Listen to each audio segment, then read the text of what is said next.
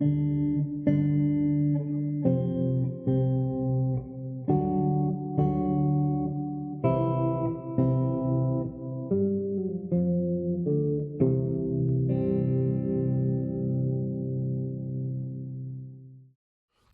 Ita!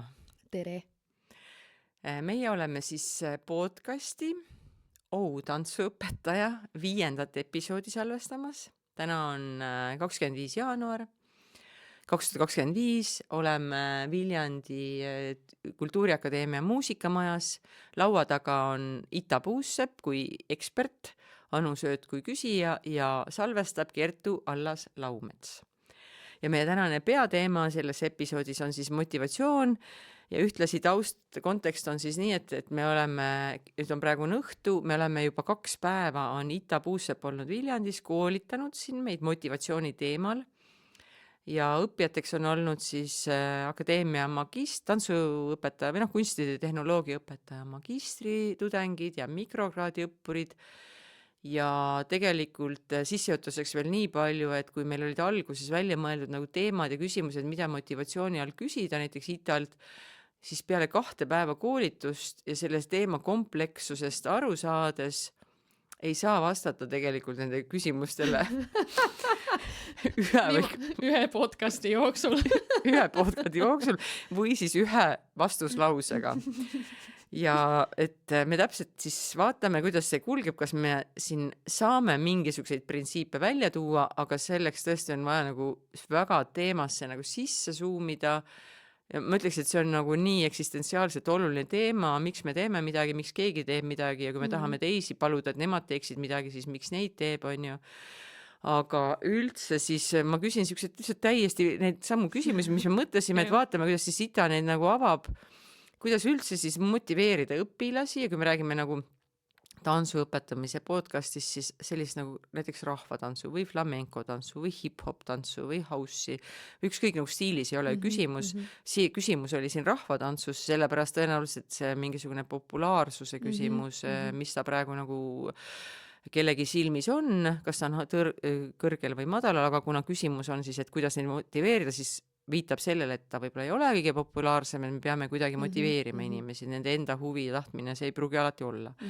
No mida sa üldse siis arvaksid? Kuidas sa sellele lahendaksid? Kuidas sa seda küsimust, kuhu sa asetad, mis konteksti?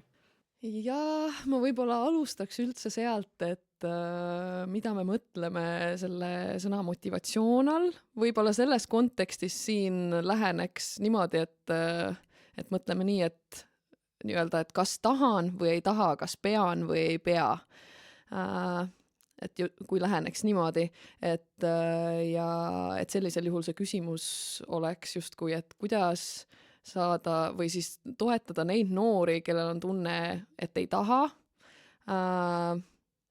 aga kellel näiteks on tunne, et peab või need, kes ei taha, ei pea ka, et kuidas neid noori nii-öelda nügida võib-olla siis selles suunas, et nad tahaksid, et neil võib-olla tekiks vähem tunne, et nad peavad, või kui neil seda tunnet varem ka ei olnud, et siis neil tekiks tunne, et nad tahavad.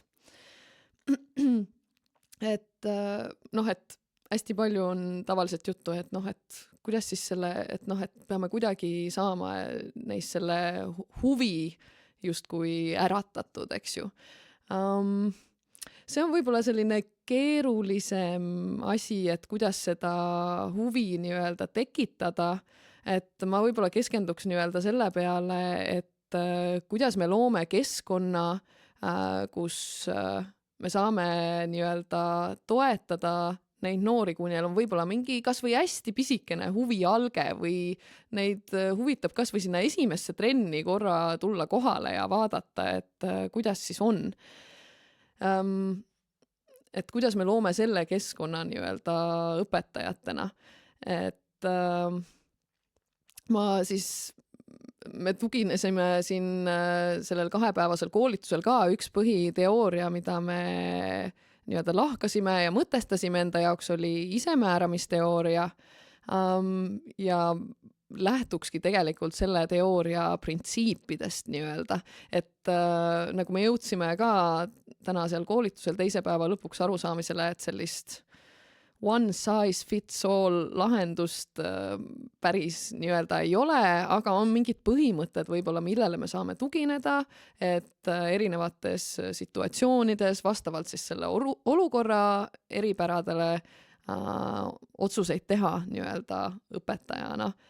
Sageli me nagu ei märka seda, et see enesekohasus või nagu sa ütlesid selle koolitusel, et see on nagu, kas see on õpetaja motivatsioon või see on nagu selle õppija motivatsioon.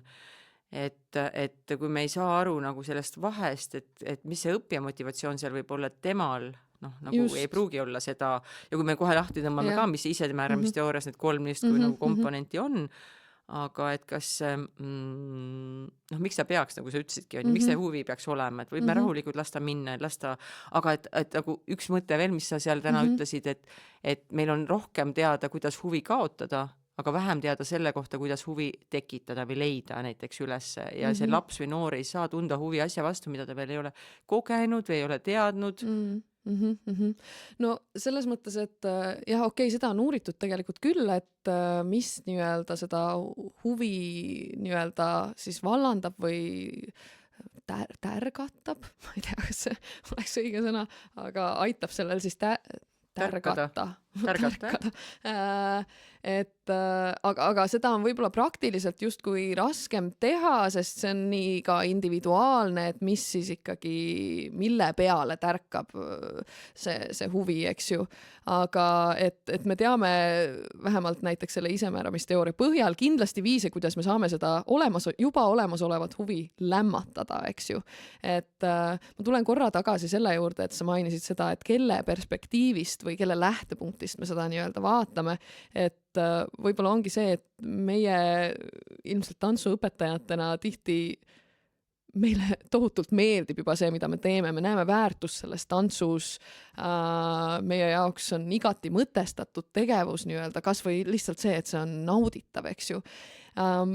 Et me peame nüüd endale meelde tuletama, et see meie kogemuste pagas, kuidas me oleme sinna jõudnud ja et meil on selline arvamus tantsust ja selline kogemus, et nende noorte või laste või ka täiskasvanute, kes sinna võib-olla esimest korda trenni satuvad, et neil ei pruugi absoluutselt ja ei olegi samasugust kogemuste pagasit ja et nende jaoks võib-olla ei ole see, et me nüüd tantsime rahvatantsu näiteks väärtus iseeneses, aga samas kui ma ise ei ole rahvatantsutreener, aga ma kujutaks ette, et sellega käib, ma usun, et käib kaasas paljudel rahvatantsuõpetajatel selle rahvatantsu väärtustamine kui kultuuripärandi väärtustamine ja eestlaseks olemise identiteet, et sellel tantsul on juba nii suur väärtus iseeneses, isegi ja kindlasti ka see huvi ja nii-öelda nauding selle tegemisest,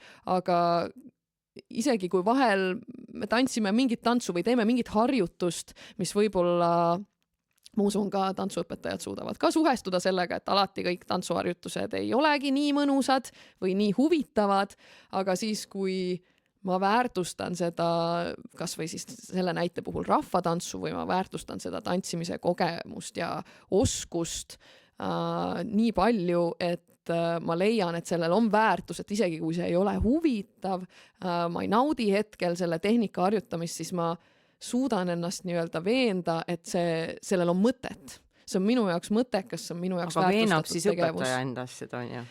Või suudab õpilane? Küsimus on nüüd see, et ma arvan, et eriti kui meil on tegemist noortega ja tegelikult ka täiskasvanutega, kes on selles valdkonnas täiesti uued, et siis ma tahaks võib-olla öelda, et juhendaja roll võiks olla see, et justkui toetada neid nii-öelda õpilasi, siis noori täiskasvanuid lapsi, laste puhul veel rohkem on ja tugevamalt toetada, et aidata neil näha selles asjas väärtust.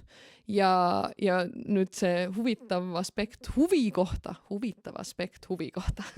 et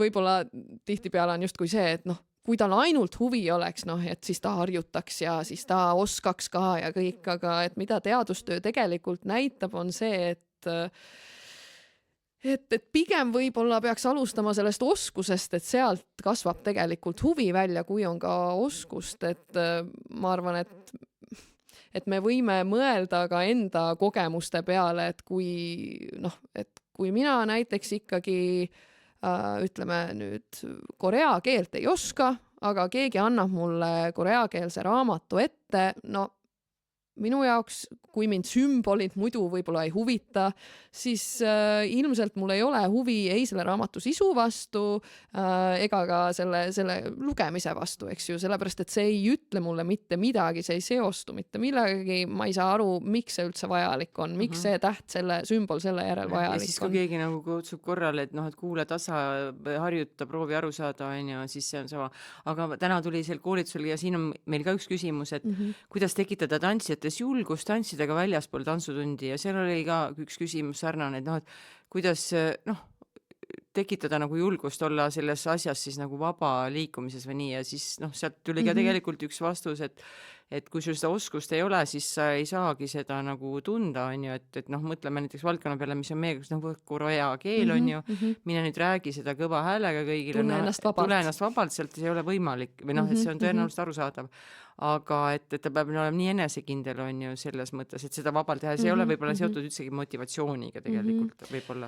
No jah, ma arvan, et seal on ka see, et kui me toetame nende oskuste arengut, mille abil, mis saavad olla vahendid selleks, et neid kasutades saab ennast vabana tunda, et me mõtleme ka, et näiteks niisama või räägime kas või, et kui ma räägin eesti keeles, ma saan suht vabalt samal ajal jooksvalt mõelda, kohandada, kuidas ma tahan lause lõpetada, eks ju, sellepärast, et mul on see sõnavara, mul on see, millega ma saan mängida, mille hulgast ma saan valida, ma tean, mis see struktuur, lause struktuur peaks olema, et ma saaksin arusaadava lause moodustada, et me omandame selle küll näiteks keeleoskuse puhul tavaliselt teistmoodi kui vähemalt Eesti kontekstis võib-olla siis selle tantsuoskuse, eks ju, et selles mõttes, et võib-olla peab seal tantsuoskuse puhul siis lähenema justkui teistmoodi, et mis on need vajalikud nii-öelda, mis on see sõnavara, mida on vaja, mis on need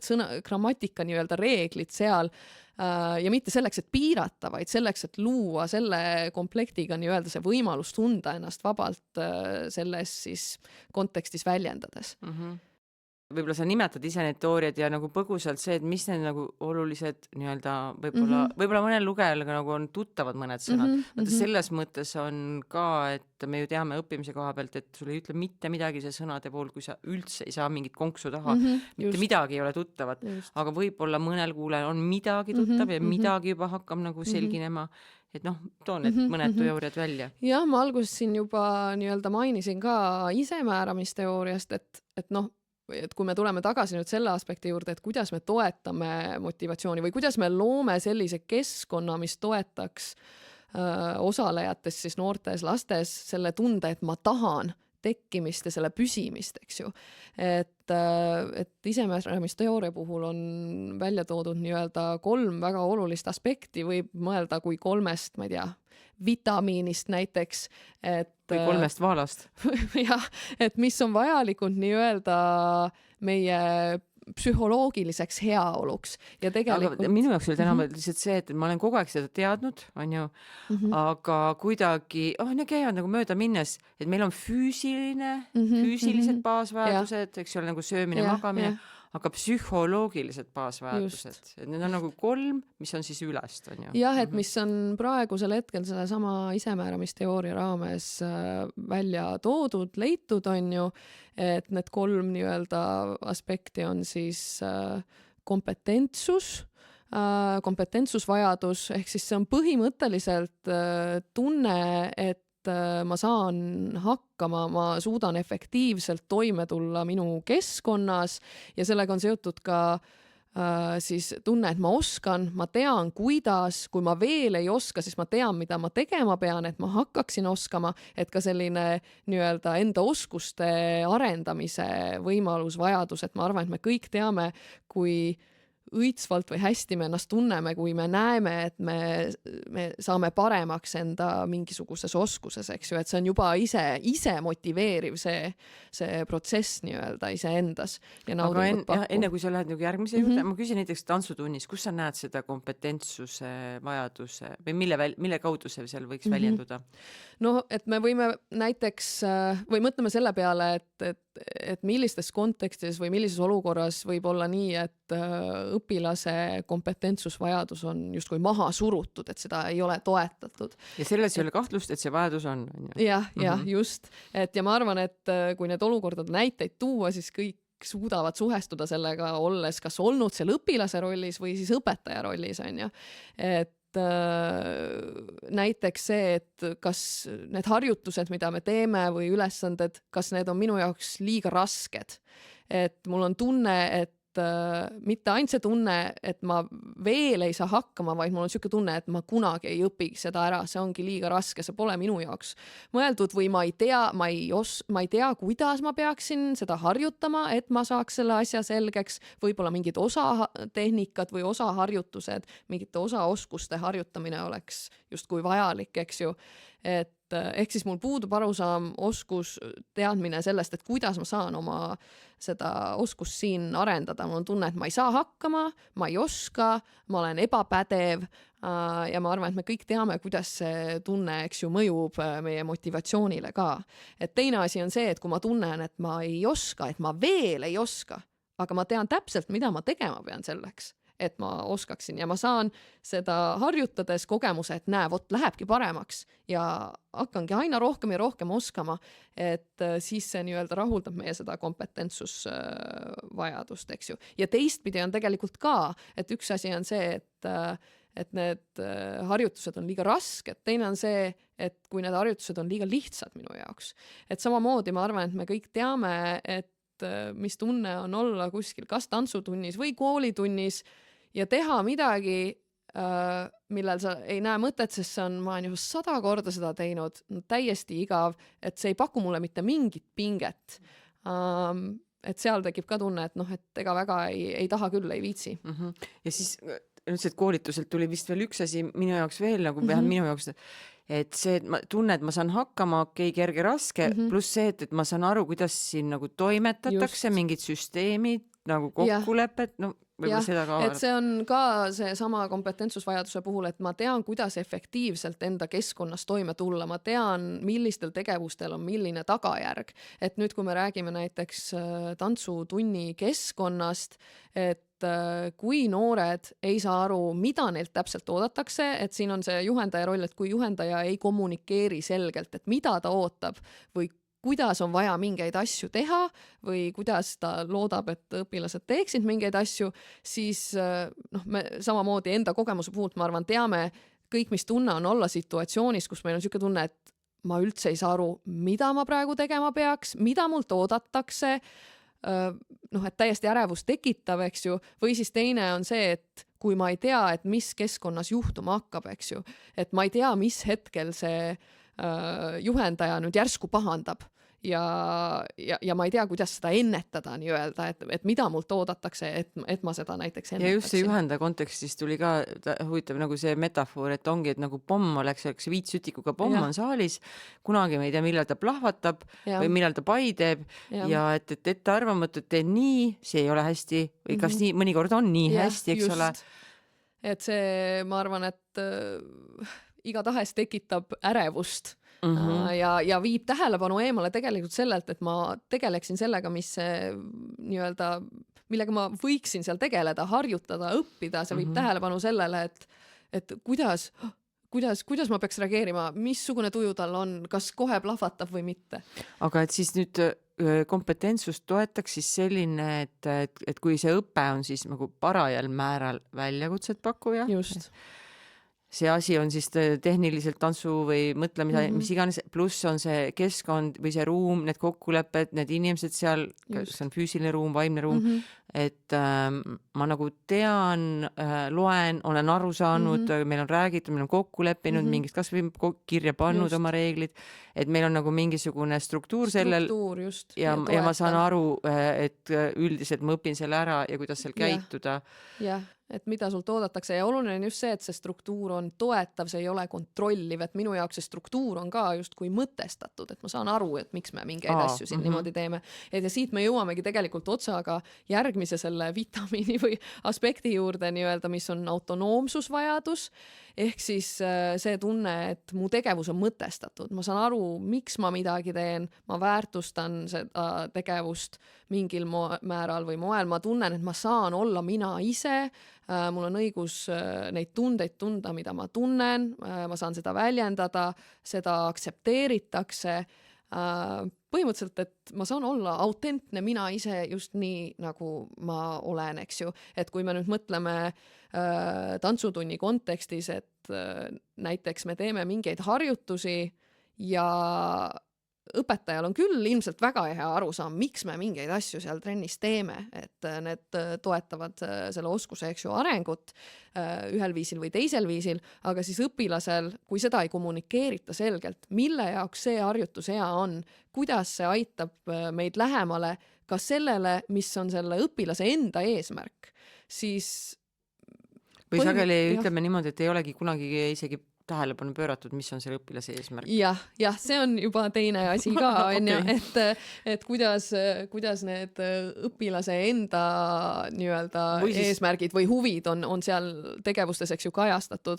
Ilmselt suure tõenäosusega loodame, et vähemalt see huvi aspekt siis mingil määral on, eks ju, esindatud, et see noor seal trennis üldse, eks ju, on, et seal on vähemalt mingisugune seos siis, et teda huvitab see tants. Nojah, et muidu ta sealt ilmselt lahkub siis, kui Just. ta oma jalad juba kannavad, ennem ta panema, Jah. ta sinna ta ei saa väga lahkuda, aga siis, kui ta juba saab aru, hakkab ise minema, siis, aga nüüd ütleme selle eelmisega sidudes see kompetentsus, et kui reeglid on segased, eesmärki pole öeldud, on ju autentsust, ma ei tea aru, miks ma siin seda teen ja siis see õpetaja võib siis plahvatada, et noh, et kuidas aru ei saa või et sa ei peagi rohkem, et sa tee, eks ole, et sul nagu Just. mõlemad kompetentsused Jah. justkui nagu korraga nagu maha võetud. Jah, et selles mõttes, et see, et noh, et isegi kui ma õpilasena siis ei tee, õpetaja karjatab mu peale, et miks ma ei tee või pahandab, no aga minu perspektiivist ma ei näe sellel tegevusel või sellel konkreetsel harjutusel näiteks mitte mingit mõtet.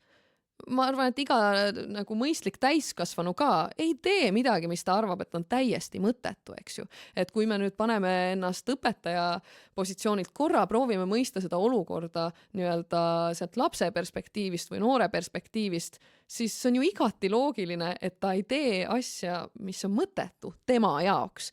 Nii et küsimus on selles, et kuidas toetada siis õpilasi sellele, et nad saaksid aru ka, et need tegevused, mida me teeme, on mõtestatud ja kuidas need on seotud nende huvide ja eesmärkidega. Aga see pole nagu see, et mingite hellikute arendamine või siuke egotrip? Ei, kindlasti mitte. Ma arvan, et noh, et see on seesama, et kui me mõtleme endaga kui, eks ju, täiskasvanu peale, et kas ma olen hellik, kui ma otsustan, et ma ei tee midagi, millel ma ei näe absoluutselt mõtet, et ma arvan, et mitte. Et selles mõttes, et see ei tähenda, et me justkui, et toetame noori, see ei tähenda seda, et me ei sea kõrgeid ootusi nendele noortele ja me ei oota neilt pingutust. Me võime seada lati väga kõrgele, olles samal ajal väga toetavad. Ja mõtestades seda, et miks, et see harjutus ja veel need 17 harjutust on kõik selle nimel, eks ole, et jõuda selleni, mis on see meie võib-olla suurem eesmärk lõpuks. Jah, et muidugi siin on, eks ju, ealised eripärasused, millega arvestada, et ilmselt veidike erinevalt me toetame täiskasvanute versus siis, eks ju, laste nii-öelda sellist siis motivatsiooni, et tahan, eks ju, aga see sisu, see põhimõte on seal taga siiski, eks ju, sama ja see tegevus võib olla mõtestatud noore jaoks juba kas või lihtsalt sellepärast, et näe, minu parimad sõbrad teevad seda ka, et see ei pea ka selles mõttes alati olema see, aga me eesmärgile, mingi muule eesmärgile, saavutus eesmärgile. Just, et seal võib olla ka mingi muu eesmärk ja sealt tuleneb ka siis see nauding ja rõõm, eks ju, asjas iseeneses, aga et ilmselt mida kõrgemale me lähme sellisest tehnilise mis tehnika lihvimise astmetes ka, et seda rohkem tuleb ilmselt mingeid harjutusi, mis on võib-olla veidike igavad või tüütud või rasked, eks ju, ja seda rohkem see mõtestamine enda jaoks tuleb siis kasuks ja ka, et noor ise saab aru, et see on mõtestatud, sest sellisel juhul, kui see ei ole mõtestatud, õpetaja pahandab, ta võib-olla ikkagi siis teeb selle harjutuse ära, aga see, kuidas ta teeb, mis kvaliteediga, mis pingutusega on hoopis teine kui see, kui ta saab ise aru, miks ta seda teeb. Aga siis sa ütlesidki vahele, et tuleb võib-olla see kolmas komponent, et ma teen mõnikord ka sellepärast, et sõbrad teevad, eks ju, et siis see kolmas on siis seotusvajadus. vitamiin. Jah, kolmas vitamiin on siis see seotusvajadus, ehk siis see tunne, et ma olen väärtuslik osa grupist, eks ju, mul on soojad suhted teistega, ma meeldin oma õpetajale, ma meeldin oma rühmakaaslastele, et ma arvan, et see on seesama jälle, kui mõelda enda kui täiskasvanu kogemuse peale ka, et ega me väga ei taha nendes situatsioonides või kontekstides või seltskondades, kus me tunneme, et me oleme seal justkui üksi, isegi kui inimesed on seal kõrval või et meil ei ole siin kedagi meie inimest. Ja ma veel korraks ikkagi tulen tagasi selles mõttes ja kuna ma olen ka palju käsitlenud ja siuke tunne, et neid asju on nagu hea teada, aga pole midagi hullu, kui me ei tea.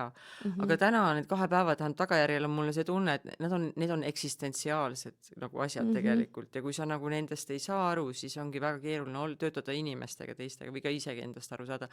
Ehk siis lihtsalt käib kompetentsusvajadus, autonoomia vajadus ja seotusvajadus. Just. Et ma arvan, et need on väga rakendatavad väga erinevates eluvaldkondades, mitte ainult siis hariduse või tantsuhariduse kontekstis, eks ju, aga samamoodi võib-olla kutsuda ka kuulajat mõtlema näiteks enda inimsuhete peale, et kuidas tegelikult need samad aspektid on seal, et kas ma tahan tunda, et ma saan olla mina ise oma sõbrasuhetes, romantilistes suhetes. Autentsus on ju. Just, saan olla mina ise, on ju, autentsus, autonoomsus, vajadus on rahuldatud. Ma tunnen, et mul on selle inimesega siiras, lähedane side, me mõlemad panustame sellesse suhtesse, on ju, seotusvajadus. Ja ma tunnen, et ma tean, kuidas efektiivselt näiteks selle inimesega suhelda. Et see on justkui siis kompetentsusvajadus, et ma tean, kuidas ta reageerib mingitele minu käitumistele. Või ta ei ole nagu pomm, et ma kunagi ei tea, kuidas ta sisse astub. Kas ma kõnnin kõrvadel, kätel ja kikivarukil, ükskõik mis on halb või nagu on ju. Et selles mõttes ma arvan, et seda saab väga erinevates valdkondades rakendada ja ise ma tunnen, et see ongi essents ja see on väga oluline ja see aitab meid erinevates kontekstides nii enda tunnete, mõtete, motivatsiooni analüüsimisel kui ka teistele toetava keskkonna loomises, kui ka selle arusaamises, et miks mingid keskkonnad mõjuvad täiesti mis see on siis kuidagi väga mürgiselt, jah. Ja muidugi täna seal tuli ka näiteid, et mõnes keskkonnas võib ju olla niimoodi, et sul on need suhted ju horisontaalsed üles-alla, õpilastega, juhtkonnaga, et kõik ei ole ideaalsed ühes suunas, on ju, et kui mingi keskkond sind toetab, siis üks keskkond võib-olla ei toeta, aga see tabureti metafoor oli ka, et need 3 baasvajadust on nagu kõik võrdselt või mitte võrdselt või kuidas sa seda tabureti metafoori 3 jalaga tabureti? 3 jalaga tabureti, eks ju, ja need 3 jalga on need 3 baasvajadust. Ehk siis lahendus ei ole see, et toetame motivatsiooni, keskendume kompetentsusvajaduse rahuldamisele ainult ja tegeleme ainult sellega, et tegelikult on nii, et kui juba üks jalg sellel taburetil ära kukub, siis me kukume kokku selle taburetiga, eks ju. Ehk siis tegelikult peab neid 3 kõike ikkagi komplektina nii-öelda toetama. Aga võib-olla ma küsin siis mõned lihtsad küsimused, vaatame, kas me nüüd selle isemääramisteooria siis saame need nagu ära paigutada. Võib-olla, et mis selles nagu kvaliteedis selles küsimuses siis tegelikult küsitakse. Et kuidas, kas on üldse võimalik kontseptuaalselt areneda väga mugavas keskkonnas? Mida siin küsitakse siis nagu? Kui ma nüüd sellest õigesti aru saan, eks ju, et siin on küsimus, et kas nii-öelda oma mugavustsoonis olles, mitte pingutades on võimalik oma oskusi siis arendada. Vist jah. Et selles mõttes, et kui sa tahad arendada midagi, et midagi uut õppida, siis selleks sa pead midagi uut ka tegema, eks ju. Et kui sa kordad ainult seda sama asja, mida sa juba oskad, siis sa võib-olla lihvid seda sama väga konkreetset oskust sellel tasemel, aga siiski millegi uue õppimine vajab seda, et sa teeksid midagi, mis alguses kas sa ei oska kohe või see tundub ebamugav või see ei õnnestu nii hästi, ehk siis, et ta vajab uut justkui pingutust, panustust, et selles mõttes ma ütleks, et see vajab seda, et sa tuled oma sealt mugavustsoonist välja. Vahel me võib-olla teadlikult ei pane seda tähele, et kui meil on hoog täiega sees, et võibki olla see, et me rääkisime täna ka nii-öelda flow's olemisest, et kui sa teed asju, mis on sulle justkui, et nad ei ole liiga kerged, aga nad ei ole ka liiga rasked. Liiga kerge oleks siis see, et sa teed seda sama asja uuesti ja uuesti, mida sa juba, eks ju, oskad. Hakkab igav lõpuks. Jah, mugav, aga ilmselt hakkab igav pika aja peale. Alguses mingi periood see ilmselt võib-olla pakub rahuldust, et kompetentsusvajadus oskangi, eks ju, aga üks hetk see enam ei paku rahuldust. Teed hundirattaid, õpid selgeks on ju ja teed kõigile sõpradele näitad ka ära, aga lõpuks enam kellegile seda vahud ei ole. Et tahaks midagi enamat justkui on ju. Ja et see vajab juba seda, et ma lähen sellest mugavustsoonist välja. Nüüd ma hakkan saltosi proovima. Just, kas või see võib olla ka palju väiksem muutus, mis alguses võib-olla teadlikult ei tundugi niimoodi, et ma nüüd jubedalt teadlikult pingutan ja teen midagi uut, aga see võib olla kuidagi selle kas uude konteksti panemine selle oskuse, eks ju, näiteks jah, et selles mõttes, et seal ta ei tundugi võib-olla, et ma nüüd õudselt teen midagi uut, aga ta pakub piisavalt pinget, sest ta on kuidagi uues kontekstis. Võib-olla ma pean rohkem jälgima, kus see katuseserv lõpeb, et ma sealt alla ei kukus ja see võib nii-öelda siis pakkuda piisavalt pinget see hetk, aga juba siis sa tegelikult õpid seda sama asja uues kontekstis rakendama, mis on ka tegelikult kohati nagu selle asja kohandamine ja õppimine, eks ju. Aga samas, et teisel tasandil võib olla, et kui ma väga teadlikult otsustan, et ma tahan mingit oskust, mida mul praegu ei ole, arendada, et siis ma pean teadlikult tegema neid asju, kas või, et ma teen selle sama oskuse väikesteks tükkideks, mis on need alaoskused, mida ma pean arendama, aga ma tegelen nendega ja need alaoskused on ka sellised, et mida ma pean lihvima, ma veel ei oska, eks ju, ja tundubki ebamugav, tundub tüütu alguses ja võib-olla siuke, et iga kord ei õnnestu ja aga see, et sammhaaval vaikselt tunda, et hakkan oskama paremini, et pidevalt ennast nagu, et see juba iseenesest pakub, on väga motiveeriv, tekib tunnet, et tahan veel. Et see õppimine ise on väga nii-öelda mõjub juba. Ja üldse võib-olla see ettekujutus õppimisest ka, me vist kõik ei jõua aga ma lähen parkuuri tegema katusele, sinna ma ju väga palju õpin, on ju. Et see õppimine ei ole ainult ju selles, võib-olla siin on mugavana mõeldud ka seda, et näiteks, et kas õpetaja tohib nagu häält tõsta, et see on võib-olla väga mugav, kui ma nagu ei, et hoiame neid nagu, et paitame ja ärme pahanda ja ärme nõua. No pain, no gain. Jah, täpselt, võib-olla seda, et kas õpetaja võib karjuda, kui ta tahab, ja täna me ka sellest rääkisime. Rääkisime jah, et siin tuleb võib-olla kohati ka see, et mis põlvkonnast me oleme, eks ju, pärit ja et tundub justkui, et ikkagi peab nagu viha kaudu ja valu kaudu seda, et me just enne rääkisime, et jah, et mugavustsoonist väljas, eks ju, aga selles mõttes see mugavustsoonist väljas millegi harjutamine peaks ikkagi, et see motivatsioon nii-öelda püsib, see autonoomne motivatsioon, kui see keskkond on turvaline ja toetav, eks ju. Et kui me nüüd mõtestame seda mugavust hoopis nii, et mugavus on see, et õpetaja on sõbralik, et siis ma arvan, ja see ei tähenda, et õpetaja on sõbralik, see ei tähenda, et see õpetaja seab jälle madalad ootused, eks ju. Aga see, kui tekitada nii-öelda seda ebamugavust, et nüüd on ebamugavustsoon, eks ju, et ma tekitasin neis hirmu ebaõnnestumise ees näiteks, et see on ebamugav tunne, aga saage üle, eks ju. Et ei peagi mugav olema. Jah, just, et peabki olema. Ei peagi tore olema. Et siin on nagu küsimus see, et muidugi kohati enda hirmude võib-olla ületamine, aga hirmu ületamine võib olla juba see, et või noh, et kui ma lähen, esinen enda grupi ees, aga see toetav õhkkond peaks ikkagi seal olema, et see hirm ei läheks, eks ju, liiga suureks või et millega me siis mängime. Et lõpuks on nagu see, et enese ületamine muidugi on igati nagu positiivne, aga kas selles aspektis, et ma pean ennast ületama iga kord, kui ma lähen trenni, sest mul on just näen seda treenerit, et ma ületan ennast iga kord ja lähen selle hirmuga, siis on jälle küsimus see, et millega see inimene või noor või laps seal trennis tegelikult sisuliselt tegeleb. Ta ei tegele selle oskuse asja arendamisega, ta tegeleb nende hirmumõtetega ja hirmumõtete kontrolli alla saamisega. Ja kas me seda juhendajana tahame? Ilmselt mitte. Võib-olla need juhendajad ei tea, mida nad tahavad võib-olla täpselt, aga nüüd see on mitu küsimust poiste ja tüdrukute teemast. Poisid ja tüdrukud on ju, poisid käivad vähem tantsu, kui me räägime tantsust ja tüdrukuid rohkem sageli. Meie koolitusel üldse ei rääkinud motivatsiooni kontekstis sugude vahelisest eripäradest, aga ma ei tea, kas sa tahad midagi arvata, öelda, oled lugenud mingid teadusartiklid, mingid andmeid omad? No siin on nüüd tegelikult see, et ma võin ainult veidikene spekuleerida, eks ju, mingite aspektide osas, et kellel rohkem huvi võib vaadata sisse ootused, väärtused teooriasse nüüd. See oli tegelikult üks teooria, mida me käsitlesime siin nädalavahetusel ka, aga me ei keskendunud nii palju nende sugude vahelistele erinevustele, aga see teooria tegelikult on alguse saanud sellest, et on proovitud selgitada seda, et miks poisid ja tüdrukud erinevad selles, kui palju nad valivad nii-öelda matemaatika erialasid endal siis haridusteekonnal, eks ju.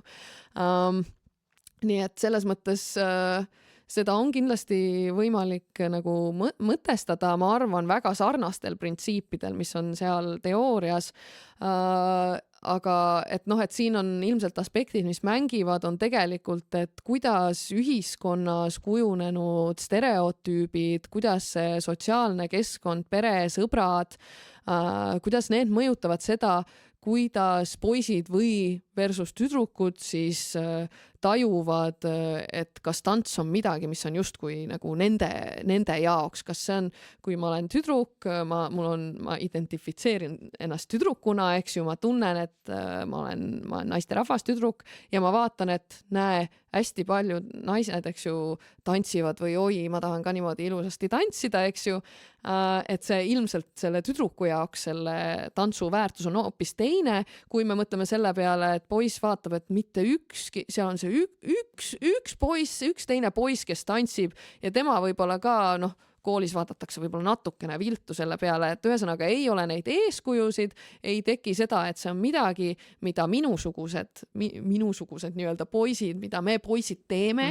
Aga siiski mõned poisid käivad, on ju? Jah, mõned poisid kindlasti käivad, et see on muidugi jälle individuaalne, kuidas nende arvamuskeskkond on kujunenud, kas see on soodustanud, ja võib-olla temal on tärganud mingisugune huvi nii-öelda kuidagi ja ta võib-olla tunneb, et tal on teiste poistega, kes kas või tantsivad teistes gruppides, et seal samas grupiski ei pea olema. Tal on tunne, et see on minu kogukond või on selle grupiga siis, kus muidu on rohkem tüdrukuid, ikkagi tekkinud tunne, et see on meie grupp ja meie rühm, eks ju. Ja tead, see on võib-olla natuke relikt ka ühest küljest, ütleme nii, et see küsimus tuleb rahvatantsu pealt ju tegelikult. Et teistes tantsustiilides nagu see sugude küsimus ei ole nii terav absoluutselt, on ju, tantsib, kes tahab tantsida. Võib-olla ta on üldse sugu vahetanud, ta on üldsegi identifitseerib ennast ükskõik väga palju variante, aga rahvatantsus on nii oluline see, et on see segapaari poiss-tüdruk, on ju, ja poisid ju ei taha, tüdrukud tahavad ja see teema, aga see ei ole motivatsiooni teema üldse. Ja et ma arvan, et seal läheb palju ka sügavamale ja võib-olla mingite küsimuste juurde, et kas me peame jääma mingite asjade juurde, mis on kohati alati nii olnud või mõtestama asju ümber, aga mina ei ole ka see inimene, kes neid asju saaks. Täpselt. Hiljuti siin meie Poiks podcasti Tuuli tegi seminaritöö teemal rahvatantsus soostereotüüpsus, et kui tahaks minna inimene, kes on absoluutselt teise identiteediga, siis tema jaoks on rahvatants välistatud. Ja see on väga kahju, see on tegelikult ju väga hullult kahju. Sest seal defineerivad juba riietust, defineerib selle ära kõik. Et ma lihtsalt tean, et mul üks tuttav Soomes ongi hakanud tegema, et me teeme salsapidusid ja trenne, kus ei ole sellist stereotüüpset kus on samasoolised võistlustantsu ehk siis ballroom tantsud ju on ju paarid on ju sama ammu juba, eks ju. Et võib-olla meil oleks aeg või siis on see ainuke koht veel, kes hoiab kinni väärtustest. et jah, et see on jälle see, et saame ka aru, et kust need tulevad, need soovid hoida nendest asjadest kinni, et sellel on ka mingisugune et mingisugune iva kohati taga, aga kas me saame koos tekitada diskussiooni, kus me võime mõelda, et kuidas me saame tekitada keskkonna, kus leida kas või nii-öelda siis mingisuguse kompromissi, et see on ju kurb, et inimesed jäävad sellest eemale puhtalt selle pärast. Täna rääkisime natukene sellisest mõistest nagu laiskus, mida analüüsisime, et mis see üldse tähendab, eks ole, või töökus. Siin on küsitud igavusest, et kui ruttu hakkab tantsijal tantsutunnis igav, kas enne hakkab õpetajal igav või tantsijal, nagu õpetajal või õpilasel. Kas sa tahad midagi selle kohta üldse ütelda? Ma ei teagi. Meil on sageli igavest, me tunnime tegelikult väga palju mingites ainetes. Traditsiooniliselt õpetatakse, mina olen tundnud küll oma õppes on istudes, ma arvan, Kertu on tundnud õppedes sure ära igavust, eks ju. Mis see on siis? Ja kui palju see motivatsiooniga on seotud? Nüüd on see, et võib-olla kohati tasub mõtestada ka seda, et see ma tahan, ei taha, ei ole ainult see, et mul on huvitav, eks ju, või mul ei ole huvitav, et võib olla, et ma ei tea, toome samasuguse näite, et on mingi tehniline harjutus näiteks tantsutrennis ja peaks seda nagu lihvima ja kordama ja ei ole väga huvitav. Tõesti ei ole väga huvitav, aga samas tahan küll ja tahan täiega, sellepärast et see, kui ma harjutan seda, saan selle oskuse, siis see võimaldab teha mul kõiki neid asju, mida ma tahan teha, see võimaldab mul ennast paremini väljendada, see võimaldab mul saada oskuslikumaks, pädevamaks tantsijaks, eks ju, et võib-olla kohati kuigi huvi on väga oluline, siis võib-olla, et mingites aspektides see huvi on justkui ka võib-olla üleväärtustatud, eks ju. Ei taha seda ka alaväärtustada, aga kohati, et ma arvan, et me kõik tunneme ära, et mingid oskused, mida me praegu endal väga väärtustame, me oleme väga tänulikud, et me oleme kunagi pannud seda aega ja energiat selle alla, et ma arvan, et me kõik tunneme selles protsessis ära, et ei olnud absoluutselt kogu aeg huvitav ja nendel väikestel hetkedel, eks ju. Aga kui inimesed haigutama hakkavad tunnis, siis on ikkagi küsimus, et... küsimus on ka see, siis me saame ka vaadata korraks sinna, et kuidas siis selle kompetentsusvajadusega nii-öelda oli, et kas äkki need ülesanded need harjutused on natuke liiga igavad. Et nad on liiga lihtsad. Et see on nagu teine aspekt juba jälle. Et siin on mitu asja, mida võtta arvesse, on ju. Mingite asjade puhul me ilmselt peame leppima sellega, et ei olegi väga huvitav, aga me tunneme, et me tahame siiski, sest me näeme, et sellel on väärtus, sellel on kasu, me saame ise paremaks, aga samas tasub ka vaadata seda, et kui mul on igav sellepärast, et see asi on minu jaoks liiga lihtne. Aga siin on küsimus ka, kes liiguvad grupitempos nagu kiiremini ja võib seetõttu tekkida igavus. Siin ei ole ilmselt ühte vastust. Et siin on jälle, me räägime sellest samast kompetentsusvajadusest, eks ju, et nende jaoks need harjutused, mis võib-olla suurem osa grupi jaoks pakuvad pinget, on piisavalt rasked, mitte liiga rasked, et nende jaoks need harjutused on juba liiga lihtsad ja kui nad nädalast nädalasse käivad seal tantsutrennis, kus asjad on nende jaoks liiga lihtsad, siis üks hetk neil tõesti hakkab igav ja ilmselt nämmutatakse nagu see või, et kui keegi on puudunud nagu, eks siis, et me teeme uuesti, et me peame teisi järgi aitama ja kordama mingeid asju lõpmatuseni selleks, et on vaja nagu ikkagi teised järele aidata ja just kui need, kes on selgeks saanud, saavad karistatud, et siis ilmselgelt tekib igavus ja motivatsioon läheb maha. Siin on samas ka see, et kas oleneb, kuidas me seda seal mõtestame, et kui me tuleme nüüd jälle selle seotusaspekti juurde, siis me saame ka ju mõtestada seda kordamist hoopis tegevusena, et me toetame meie rühma, meie ühist ja kui me tunneme, et mul on väga oluline, et see minu sõber, kes eelmine kord puudus, et tema tunneb ka ennast siin hästi, siis ma juba väärtustan seda kordamist võib-olla sellepärast, et ma tahan teda ka, et ma mõtestan seda mitte ainult selle tantsuoskuse kaudu, vaid ka selle kaudu, et kuidas me rühmana koos toimime ja kuidas me tunneme nii-öelda, et meil on parem olla üksteisega. Aga kuidas sa suhtud sellesse, et kui näiteks need, kes nagu kiiremad, andekad, ma ei tea, taipavad rohkem, neid paluda nagu tema õpetab teisele midagi, kas ei tekita nagu sellist mingit ebavõrdsust, mingit staatuste küsimust? Jah, võib-olla ma ei ole nüüd mingi andekate uurija, aga et see tundub mulle veits küsimust tekitav, et ma arvaks, et nendel õpilastel on ka õigus areneda ja õppida, saada õpetust toetust, juhendust, et nad saaksid areneda sellest kohast edasi, kus nad on, et see tundub küll justkui osati samas, et me karistame teda selle eest, et ta juba paremini oskab, eks ju, aga siin on jälle, et ma saan aru, et mingis kontekstis see võib olla see, et jälle, kui me tuleme selle seotuse aspekti juurde, eks ju, aga kindlasti see ei tohiks piirduda sellega, et me peaks ikkagi suutma pakkuda ka nendele õpilastele, et nad ei tunneks seal trennis igavust ja nad saaksid võimaluse enda potentsiaali arendada. Kuidas sina jõudsid motivatsiooni teemani? Ahah. Pead sellest lühidalt tegema. Jaa, hästi lühidalt.